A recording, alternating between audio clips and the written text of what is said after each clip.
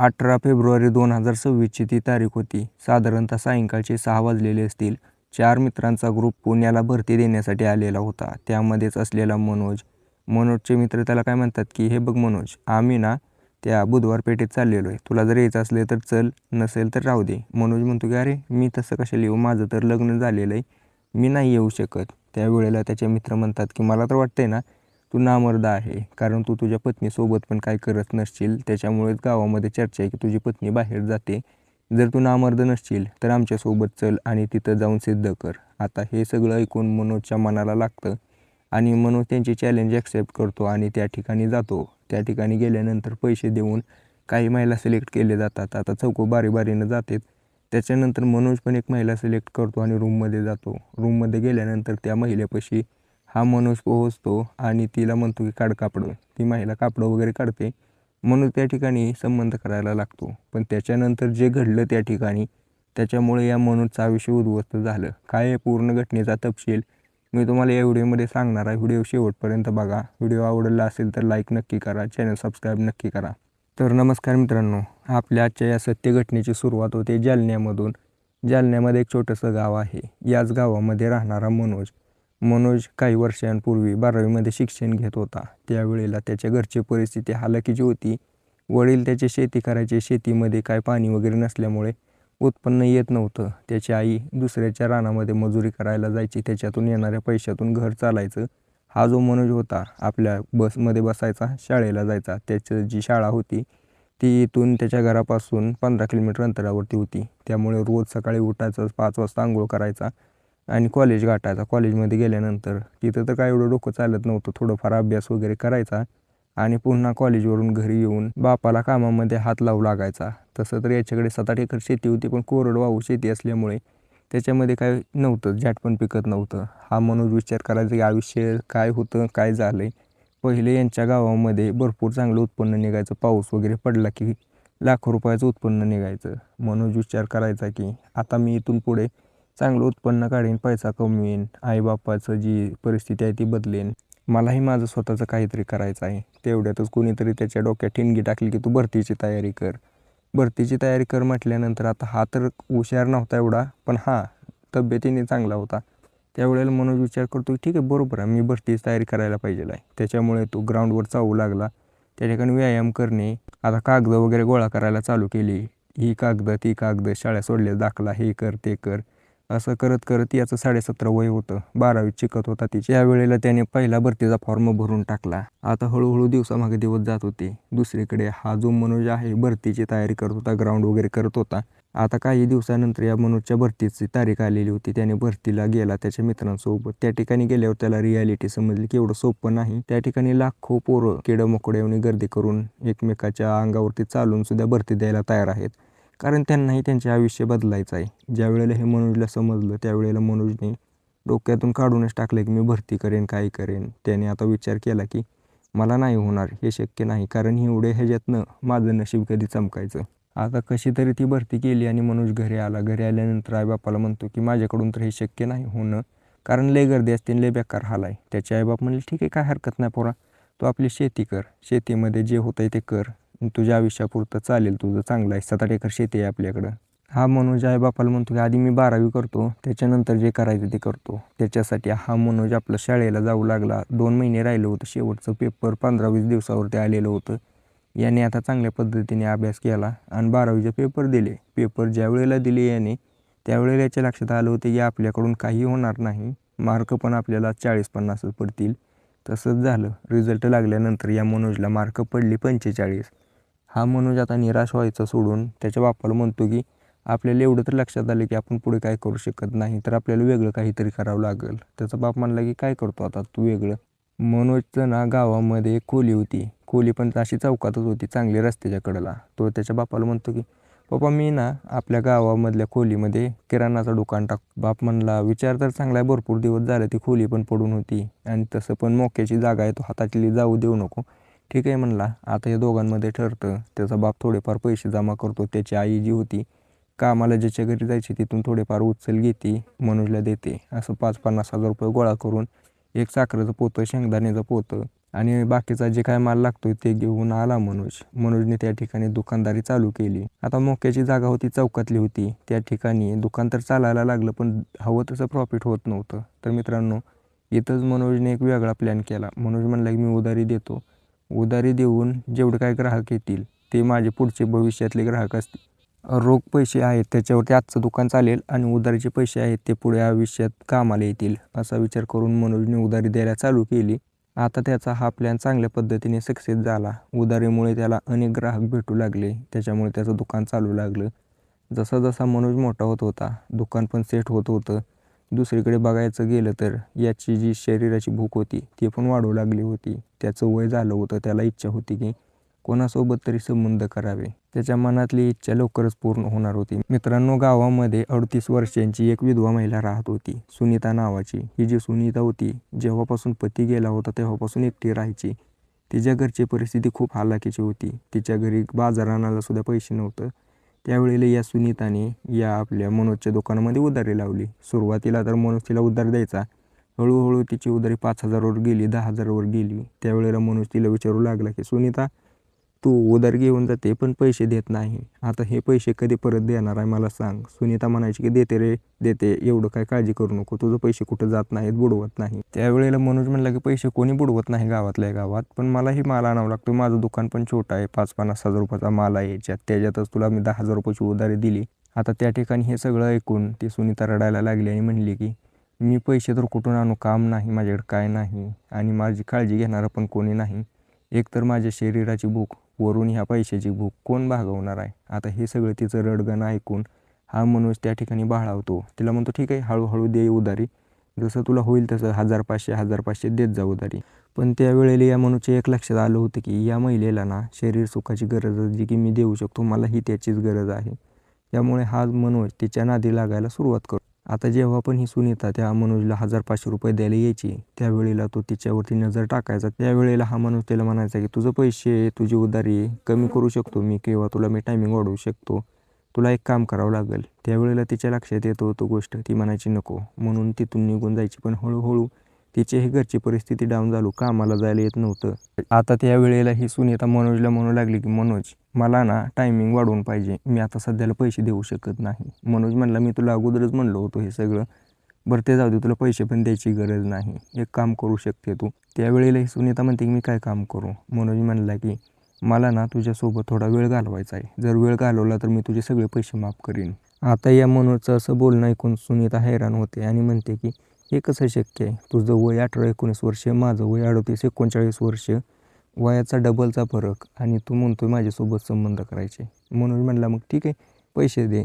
सुनीता म्हणली की माझ्याकडे पैसे तर नाहीत. मनोज म्हणला मग तुझ्याकडे दुसरा पर्याय पण नाही, मला तुझ्यासोबत संबंध करायचे आहेत. त्यावेळेला सुनीता म्हणते ठीक आहे, मी विचार करून सांगते तुला. त्यावेळेला आता सुनीता मनोजचा नंबर घेते आणि घरी निघून जाते. घरी गेल्यानंतर तिच्या डोक्यामध्ये एकच विचार की पैसे तर नाहीत, कसं करायचं, कसं करायचं, गाव नावं ठेवेल जर मी असं काही केलं. पण तिच्याकडे पर्याय नव्हता. रात्रीचे 9 वाजलेले होते. ती आपली शांत बसलेली होती विचार करत. मोबाईल काढते आणि मनोजला फोन लावते. म्हणते की ठीक आहे, तुला जसं पाहिजे तसं होईल, पण मी ना 1-2 वेळाच करेन, बाकीचे सगळे पैसे तुला माफ करावे लागतील. मनोज तिला होकार देतो आणि त्या ठिकाणी म्हणतो की कधी यायचं आहे. सुनीता म्हणली आत्ताच ये. मनोज तिचं ऐकवतो, दुकान बंद करतो. रस्त्याने जाताना एक मेडिकल होतं, त्या ठिकाणी मेडिकलमध्ये एक गोळी घेतो, एक पाकिट घेतो कंडोमचं, आणि त्या घराकडे निघायला जातो. सुनीताच्या घराच्या समोर गेली की हा एक गोळी तोंडात टाकतो, गोळी गिळून टाकतो आणि आपल्या त्या सुनीताच्या दरवाज्यावरती वाजवायला लागतो. काही वेळानंतर सुनीता दरवाजा उघडते. रात्रीचे लगभग 9:30 वाजलेले होते. सुनीताचं सौंदर्य बघून या मनोजला राहवलं नाही. वरून त्याने गोळी घेतली होती पॉवरची, त्याच्यामुळे त्याचं डोकं त्या ठिकाणी सणकलं. त्याने सुनीताला धरलं, तिच्या बेडरूममध्ये घेऊन गेला. त्या ठिकाणी त्याने वेळ कसलीच वाया घालवली नाही. सुनीताची साडी वर केली आणि त्या ठिकाणी तो तिच्यासोबत मनसोक्तपणे संबंध करू लागला. दोघांना कोणी अडवणारं नव्हतं, पहिल्यांदा होतं. मनोज आयुष्यात पहिल्यांदा करत होता. वरून त्याने पॉवर घेतली होती, त्याच्यामुळे यांचे दोघांचे संबंध 2 तास चालले. त्या ठिकाणी ही जी सुनीता होती ती पण मनाने आणि शरीराने एकदम खुश झाली. वरून पैसे पण माफ झाले. आता या ठिकाणी मनोज आणि सुनीता दोघांचाही फायदा झालेला होता. मनोज उठतो आणि आपल्या घराकडे निघायला लागतो. रात्रीचे 11 वाजलेले होते. मनोजला थोडी थोडी चक्कर यायला लागली होती, कारण त्याने दुपारपासून काहीच जेवण केलं नव्हतं आणि त्याच्या डोक्यावरती त्या गोळ्यांचा असर दिसत होता. घरी पोहोचला, थोडीफार चक्कर आली म्हणून आईला पाणी मागितलं, पाणी दिलं आई म्हणली काय नशा करून आलाय का? तो म्हणला नाही, सकाळपासून जेवण केलं नाही त्यामुळं असं होतंय. आईने जेवण दिलं त्याला. त्या ठिकाणी त्या मनोजने जेवण केलं. दुसऱ्या दिवशी आपल्या दुकानावरती गेला. 1-2 दिवस गेल्यानंतर तोपर्यंत त्याला काय आठवलं नाही. आता 1-2 दिवस तो शांत बसला. त्याची शरीराची जी गरज होती ती भागली होती. 1-2 दिवसानंतर तो सुनीताला फोन करतो. तो म्हणतो की आज होईल का ॲडजस्ट? सुनीतालाही तेच पाहिजे होतं. लवकर पैसे भेटत होते. तिलाही मजा पाहिजे होती. त्यामुळे ती सुनीताही होकार देते त्याला आणि म्हणते की रोजच्याप्रमाणे ये. मनोज आपला सायंकाळी दुकान बंद करतो. सुनीताच्या घरी पोहोचतो. सुनीतासोबत ते करायचं ते करतो आणि त्या ठिकाणाहून निघून जातो. आता घरी यायला उशीर व्हायला लागलाय. त्यावेळेला त्याच्या बापाला शक आला. विचार करतो की पोरगा काहीतरी चुकीचं करतोय. त्याला वाटलं की नशा-फिशा करतोय काय? त्यामुळे तो त्याच्यावरती लक्ष ठेवायला लागतो. दुसऱ्या दिवशी पण त्या मनोजची इच्छा झाली. मनोज त्या सुनीताला फोन केला. सुनीता ही ये म्हणली, पण त्यावेळेला त्याचा बापानं त्याच्यावरती लक्ष ठेवलं. सुनीताच्या घरी जाताना त्याच्या बापानं बघितलं होतं. आता तो रूममध्ये गेला. त्यानं ते केलं सगळं, पण जसा बाहेर आला तसा त्याचा बाप तिथं उभा होता. हे सगळं बघून त्या मनोजच्या पायाखालची जमीन सरकली. आता सगळं बापाला समजलं होतं. त्यामुळे मनोज काहीच बोलू शकत नव्हता. शरमेने त्याची मान खाली गेली. मनोज त्याच्या मागं हात जोडत चालत होता, पण त्यानं काहीच ऐकलं नाही. डायरेक्ट घरी पोहोचला. त्याचा बाप मनोजला काहीच बोलला नाही. त्याच्या आईला म्हणला की दे त्याला जेवण, थकलं असेल पोरगं, लय काम करून आलंय. त्यावेळेला मनोजची मान शरमेने खाली गेली आणि त्या ठिकाणी जेवण करतो आणि झोपी जातो. त्याचा बाप काय बोलला नाही. त्याचं त्याला आश्चर्य वाटत होतं. 4-5 दिवस गेल्यानंतर मनोजचा बाप त्याच्यासाठी एक स्थळ घेऊन आला. आता हे सगळं बघून मनोजला समजत नव्हतं की हे का होतंय. त्यानं त्याच्या बापाला विचारलं की मी त्या दिवशी असं केलं म्हणून तुम्ही हे करताय का? मनोजचा बाप म्हणला की नाही, तू केलं ठीक आहे, झालं, विषय संपला. तो त्या दिवशी सोडून दिला मी. पण हे जे स्थळ होतं तुझ्यासाठी एका महिन्यापासून थांबलेलं होतं. पण मीच म्हणायचो की पोरगं बारका आहे म्हणून, पण मला आता वाटतं की बारका नाही आणि म्हणून मी करून टाकावं म्हणतोय. मनोज म्हणतो ठीक आहे, काय हरकत नाही, पण पोरगीचा फोटो मला दाखवा. त्या ठिकाणी त्या मनोजला फोटो वगैरे दाखवला जातो. पोरगी दिसायला ठीकठाक होती, शरीर पण ठीकठाक होतं. त्यामुळे मनोज होकार देतो. अमृता नावाची ती पोरगी, 19 वर्षे वय होतं, याच्याच वयाची होती. त्यामुळे या मनोजचं आणि त्या अमृताचं लग्न लावून देण्यात आलं. मनोज पण आता खुश राहू लागला होता, कारण त्याला एक पत्नी भेटली होती. त्याला कोणासोबत तरी काहीतरी बोलायला भेटत होतं. त्यामुळे दुसरीकडे त्याची जी पत्नी होती अमृता, तीही म्हणायची की चांगला आहे पती, काही हरकत नाही. ती ज्या वेळेला पण तिच्या माहेरी जायची त्यावेळेला मनोजची तारीफच करायची. अशा प्रकारे मनोजचं चांगलं आयुष्य चालू होतं. पण काही दिवसानंतर ती जी सुनीता होती ती आता पुन्हा त्या मनोजच्या दुकानावरती आली आणि म्हणली की मला उधार पाहिजे. मनोज त्या ठिकाणी म्हणला की मी उधार तर काही देऊ शकत नाही, कारण आता कसं आहे, मला जे पाहिजे होतं ते मला घरी मिळतंय. त्यामुळे मी उधार देऊ शकत नाही, पैसे देऊन घेऊन जावा. आता त्या ठिकाणीच ही जी सुनीता होती ती तिचा खरा चेहरा दाखवते मनोजला आणि म्हणते की ठीक आहे, तुला वाटतंय काय तू एवढ्यात सुटला? तू एवढ्यात सुटत नाही. असं मी भरपूर पोरं बघितली आहेत तुझ्यापेक्षा वयाने मोठी आहे, मी डबल वर्षान. मनोज म्हणला काय करणार आहे, मला काय भ्या दाखवते काय? त्यावेळेला ते म्हणले भ्या नाही दाखवत, मोबाईल चेक कर. मनोजने मोबाईल चेक केला तर त्याच्या मोबाईलवरती ते व्हिडिओ होते या दोघांचे. पहिल्या रात्री या दोघांनी संबंध बनवलेले. आता हे सगळं बघून मनोजचे हातपाय गार पडले. मनोज म्हणला की हे काय करते तू, सगळे व्हिडिओ डिलीट कर. ती म्हणली की नाही करू शकत, मला पैसे तर दे, नाहीतर माझ्यासोबत संबंधात ये. मनोज म्हणला की मी तुला त्या दिवशी तर पैसे माफ केलेत, तर अजून काय पाहिजे? ती म्हणली ती विषय संपला, त्याचा विषय संपला, आता ही नवीन विषय चालू झाला. सुनीताचं असं बोलणं ऐकून हा मनोज विचार करू लागला की मी काय माझ्या गळ्यात ही पिढा बांधून घेतली. त्याला वाईट वाटू लागले की मी 2-3 वेळाच केलं, पण एवढं बेकार गळ्यात पडलं हे मला काही सहन होईना. त्यावेळेला मनोज तिला म्हणू लागले माझ्या नादी लागू नको, तुला काय पाहिजे सांग. त्यावेळेला ती म्हणू लागली की मला 5 लाख रुपये दे, मी इथून निघून जाते. सुनीताचं हे बोलणं ऐकून मनोज म्हणतो की 5 लाख?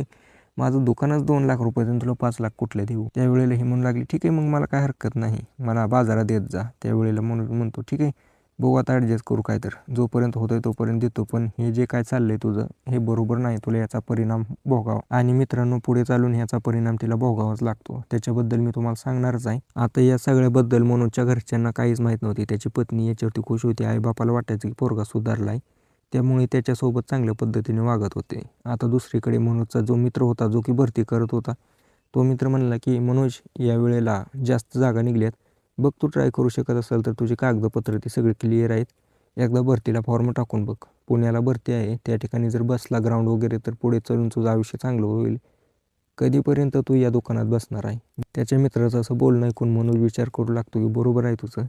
बघू मी पण ट्राय करतो असं म्हणून तो फॉर्म वगैरे भरून टाकतो. त्याच्या मित्रासोबत ग्राउंडवरती जायला लागतो. दुसरीकडे काही दिवसानंतर त्याची पत्नी जी होती ती प्रेग्नेंट झाली. आता ही सगळी खुशखबरी मनोजला भारी वाटली. मनोज आता चांगल्या पद्धतीने अजून मेहनत करू लागला. म्हणायचं की माझ्या येणाऱ्या पुढच्या पिढीसाठी मला मेहनत करावीच लागेल. आता या सगळ्या मेहनतीच्या नादामध्ये त्याचं दुकान जे होतं ते बंद होऊ लागलं.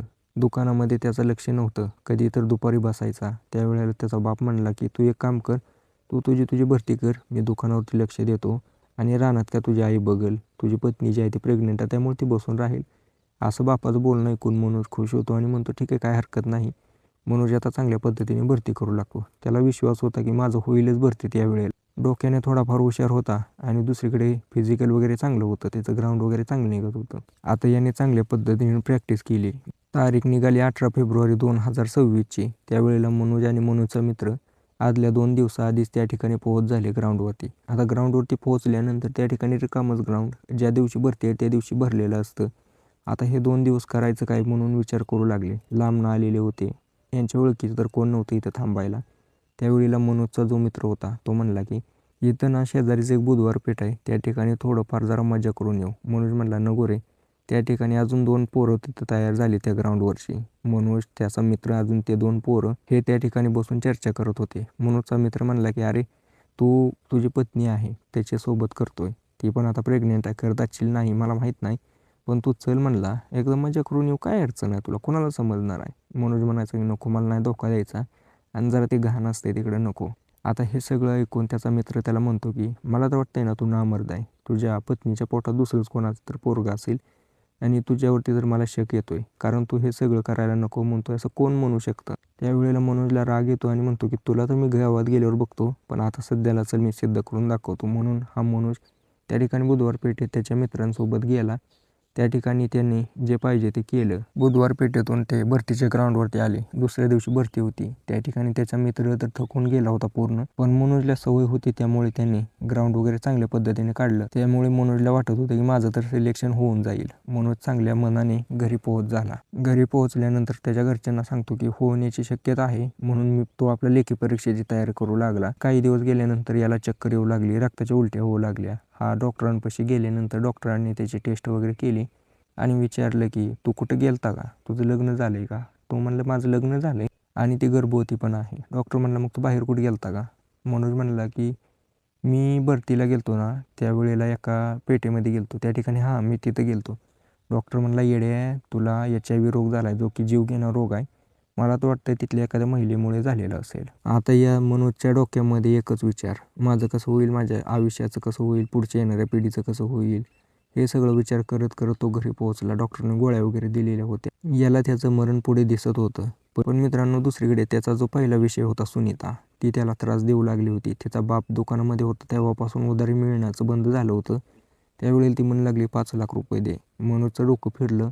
हा मनोज म्हणतो तुला 5 लाख रुपये पाहिजे, ठीक आहे मी देतो, काय हरकत नाही. तो 10,000 रुपयाचा आधी तिला देतो आणि म्हणतो मला तुझ्यासोबत एकदा करायचं आहे. आता ही जी महिला होती सुनीता, ती होकार देते त्याला, कारण तिने त्याच्यासोबत अगोदर केलेलं होतं. आता हे दोघं रात्रीचे 9 वाजता तिच्या घरी करतात हे सगळं आणि मनोज म्हणतो तुला 5 लाख रुपये पाहिजे होते ना, तुम्हाला लय त्रास दिलाय, घे आता 5 लाख रुपये. मला हा रोग आहे आणि आता हा तुझ्याकडे पसरलाय, तू आता बघून घे, माझ्या मागं लागली होती ना, तुझा आयुष्य संपून जाईल. सुनीता त्याच्या हातापाया जोडते आणि म्हणते की अरे तू असं का केलं, माझी चूक काय होती आणि खरं सांग का खोटं बोलतोय तू हे सगळं. मनोज म्हणला खोटं नाही, तुला समजेल, दवाखान्यात जा. काही दिवसानंतर तिला ही चक्कर येऊ लागली, उलटी होऊ लागली. दवाखान्यात गेल्यावर तिला समजलं या मनोजमुळे तिला ही जीवघेणा रोग झालेला आहे. आता हे सगळं बघून आता ही जी सुनीता होती ती पूर्णपणे रागवली आणि मनोजच्या घरी जाऊन तमाशा करू लागली. त्या ठिकाणी त्याची पत्नी होती, आई होती, वडील होते. हे सगळं बघून त्याला विचारू लागली का रे तू असं केलंय काय. त्यावेळेला मनोज म्हणला आता मी ना जे सांगतो ते नीट ऐका. ज्या वेळेला भरतीला गेलो होतो त्यावेळेला माझा मित्र आणि मी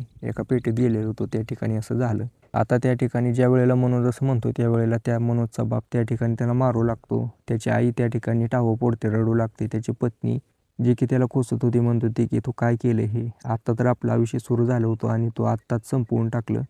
हे सगळं करत होते तेवढ्यातच त्या ठिकाणी पोलीस जमा झाले. पोलीस आले. पोलीस म्हणले की तुझ्या विरोधात कंप्लेंट दाखल केली सुनीताने की तू तिला धोक्यात ठेवून तिला रोग पसरवला आहे. त्यावेळेला हा मनोज म्हणला की मी नाही काय केलं, तीच माझ्याकडून पैसे मागत होती, व्हिडिओ वगैरे रेकॉर्ड केलेलं होतं.